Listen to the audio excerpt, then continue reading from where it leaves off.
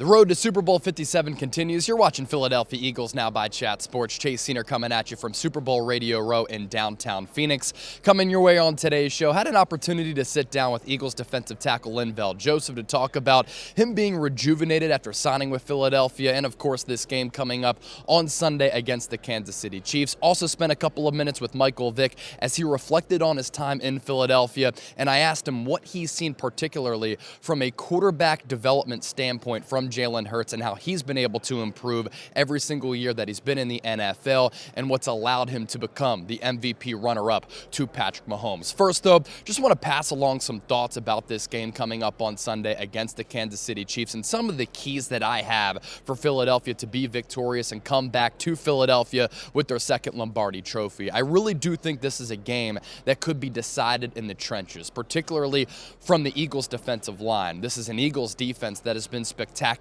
all throughout this season, regular season as well as in the postseason, at generating a consistent pass rush. They have the most sacks heading into the Super Bowl since the 1985 Bears, and their 70 sacks in the regular season, 15 more than any team in the regular season this year. And they're the first team to have 4 players along that defensive line to register double-digit sacks since sacks started getting recorded as a statistic in the early 1980s. Hassan Reddick has had a career high in sacks. So too is Brandon Graham.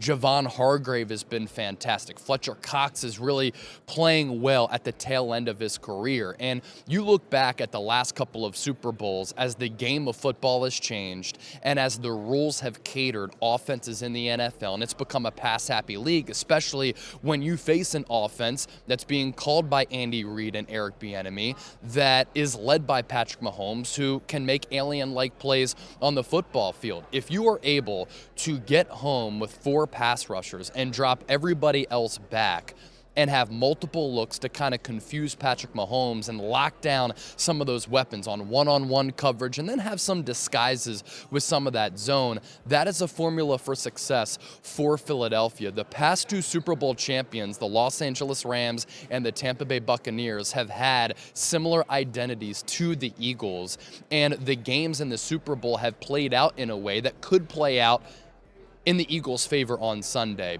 Last year, the Los Angeles Rams set the record for the most sacks against Joe Burrow in the big game, and when the Bengals were trying to mount that comeback late and take that lead for Joe Burrow to possibly be victorious, it was that Rams defensive line that was able to drop everybody else back, rush 4 led by Aaron Donald, and they set the record for the most sacks in a single Super Bowl. And then the year prior, a lot of people thought that Patrick Mahomes in Kansas City, they were going to land their second Super Bowl against Tom Brady and the Tampa Bay Buccaneers, and arguably maybe the Chiefs had the better roster. But what happened? Patrick Mahomes all throughout that game was running for his life, and the Tampa Bay Buccaneers generated the most quarterback pressures in Super Bowl history. So this is what Philadelphia does well. If they can't get home, then that allows Patrick Mahomes to really drop back, make improvisational plays out of structure, and then he's really able to pick apart this defense that has struggled against some top-tier quarterbacks in the NFL. And then you go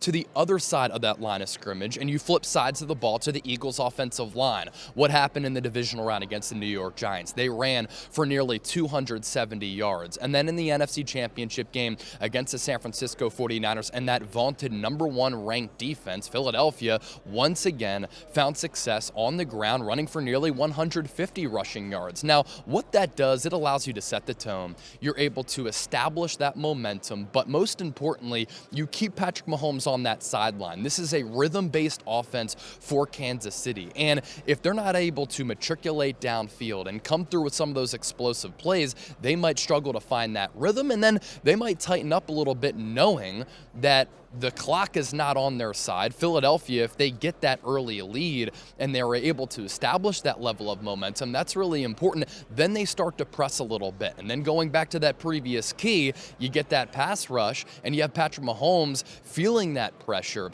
Then maybe that leads to a turnover, which can really change the complexion of this game. And turnovers, of course, going to be key in Super Bowl 57. About 80% of the time that teams win the turnover battle, they end up victorious in NFL games. And then the Chiefs. You look at that secondary. L'Jarius Sneed has been banged up, got hurt in the NFC Championship game, listed on the injury report this week for Kansas City with a knee injury.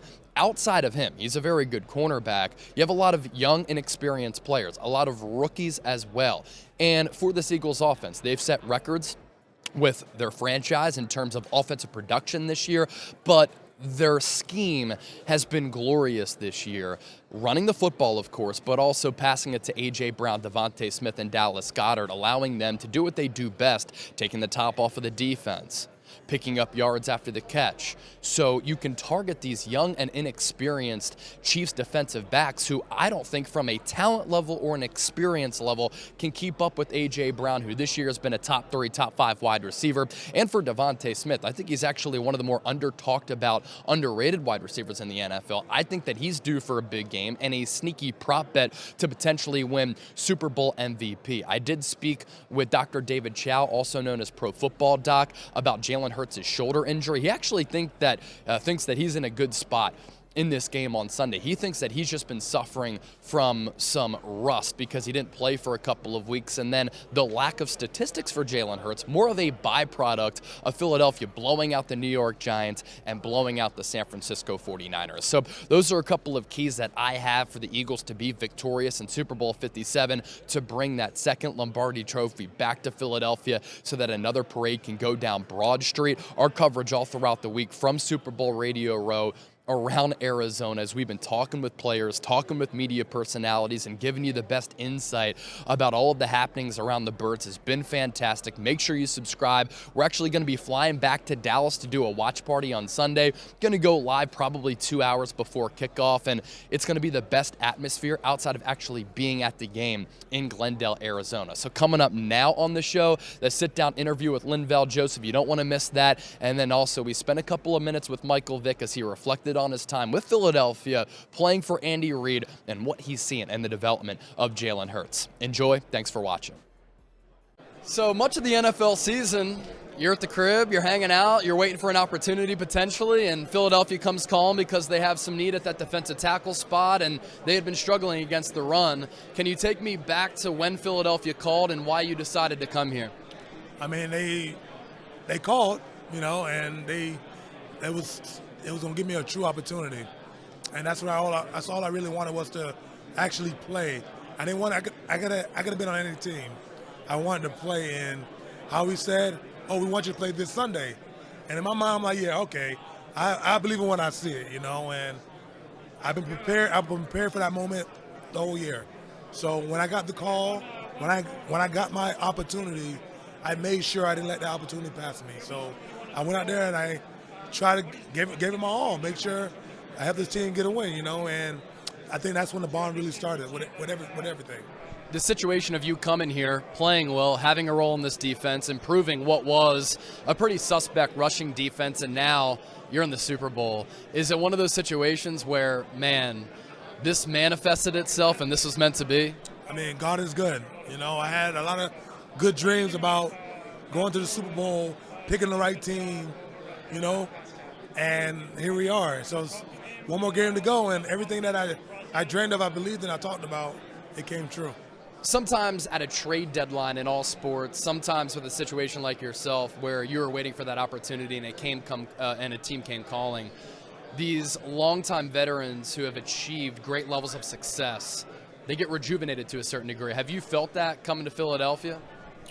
I mean, yes, because the role I'm doing now is easy, standing in the backfield, and I think having a lot of good players on this team has just made it so much easier, so more enjoyable to play and watch these younger guys go out there and have fun, make plays, so it's been great. Have you thought about beyond this year wanting to continue playing if a situation arises? I would love to play 2 more years. I've made 15 years, but right now I just take it one day at a time. I got to go out there, I got to get the job done on Sunday, and then we go back to the drawing board and see how I roll the dice and see where it goes. If everything aligns, would you like to return to Philly? If everything aligns, it'll be nice. It'd be nice if we can get the whole team back, So we'll see how it all works out. I know they have a lot of decisions they're gonna have to make this year with this team because a lot of guys are up this year. So we'll see at the end of everything, how everything unfolds. Iron sharpens iron, so for a guy like yourself, you play alongside Hargrave, you play alongside Fletcher Cox. On the other sideline, though, you see a guy like Chris Jones. What makes him special? Chris Jones, man, one, he's a large human being, and he makes a lot of plays. You know, he has a great motor, and that's why he stands out more than the rest of the guys on his team or in that division, because he put it on his back. You know, you got to respect it. So, yeah, it's going to be a good challenge. I can't wait to see it. Appreciate you, man. Good luck on Sunday, all right? Yep. Yeah, no, I think, one of the best times was when I first signed my contract with Philly, and they brought me in, man. And just being out in the field for the preseason game, I didn't play, but they kind of just put my face on the camera on the Jumbotron, man, and just the warm welcome and reception that I got.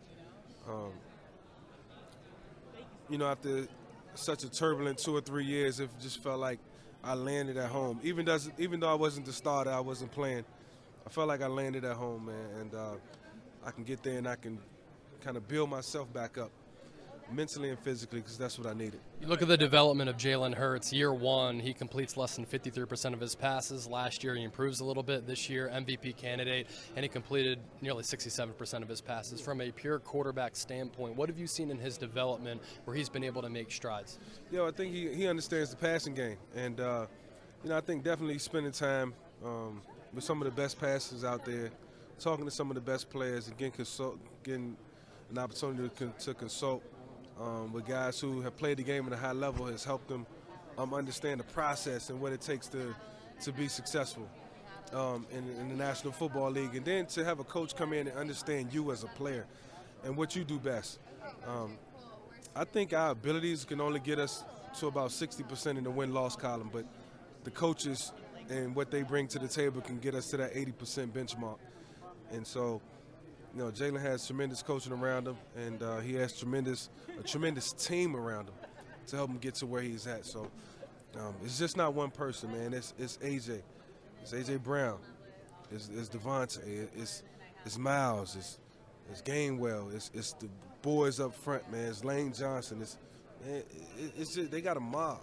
They got a mob, man, and you really got to earn it when you come to play them. I reflect on what Andy meant to me all the time, not just because he was in the Super Bowl. I mean, I text Andy or call Coach throughout the course of the year. He means that much to me. But when you're talking football, you're talking about one of the greatest offensive minds in the game. And so whether you're trying to break down a play or trying to figure something out, you can always call Andy. If it's a personal issue, you can always call Coach. If you need help with something, you can always call Coach. His door is always open. His phone is always on. Michael, last question I have for you. The Eagles use the rally cry. It's a Philly thing. You played there. You know what Eagles fans are like. To you, what is a Philly thing?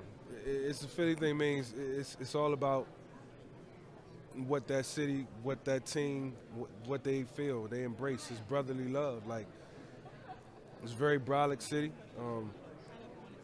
Good to you when you're doing great, and they'll kick you when you're down. And so you got to embrace that. You got to respect that. And that's really a Philly thing. Like, it's very brolic. And I appreciated it. It made me better. It made me a better player. It made us better.